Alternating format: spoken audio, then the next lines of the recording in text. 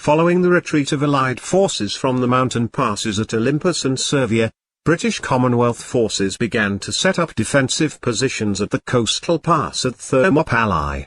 The New Zealand Army's 2nd Infantry Division under Lieutenant General Bernard Freyberg was given the task of defending the pass, while elements of the Australian 6th Infantry Division, under Major General Ivan Mackay, defended the village of Brallows.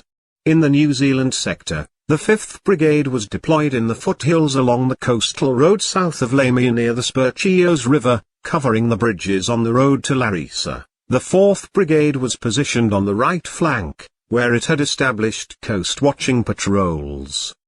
The 6th Brigade was in reserve. The Australian force defending Brallows consisted mainly of 2 battalions from the 19th Brigade, under Brigadier George Varsey, the 2, 4th and 2nd, 8th Battalions. On April 19, 1941, they were augmented by the 2, 1st and 2nd, 5th Battalions, from the 16th and 17th Brigades respectively, which were also put under Brigadier Varsey's command. Lieutenant Freyberg and Major Mackay had been informing their subordinates that there would be no more withdrawals, but both were unaware of higher-level discussions on the evacuation. On April 21, German air reconnaissance reported that the defense lines included only light field fortifications in the initial stage of construction, and that British troops were being evacuated from Salamis Island. On the morning of April 23, the Anzac Corps was ordered to retreat. It was decided that Thermopylae and Brallows would be held by a rearguard consisting of 2 brigades. The New Zealand 6th Brigade, under Brigadier Harold Barrow-Clough, and the Australian 19th Brigade were to hold the passes as long as possible, allowing the other units to withdraw. A German battle group based on the 6th Mountain Division, under General Major Ferdinand Schorner, attacked at 11:30 am on April 24, meeting heavy resistance. Another battle group, drawn from the 5th Panzer Division, also attacked.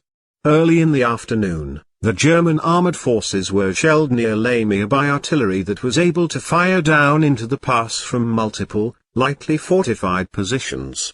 2 tanks from the Panzer Division later attempted to penetrate the lines of the 25th Battalion, but were destroyed by long-range field guns. Later in the day, 4 German tanks and a number of infantry troops being conveyed and trucks attempted to take a position in front of the 6th Brigade, in front of the 25th Battalion's position, and was repelled by 2-pound and 25-pound field guns.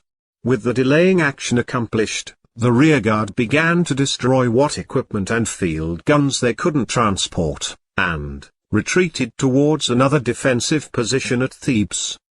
The last Allied vehicles were evacuated by midnight, and Thermopylae would not be taken for another 3 hours, when the Germans led a formal attack on the vacant position. While holding their position for the specified amount of time, the Allied forces had destroyed around 15 German tanks and inflicted considerable casualties. The Germans would continue their advance after this, occupying Greece.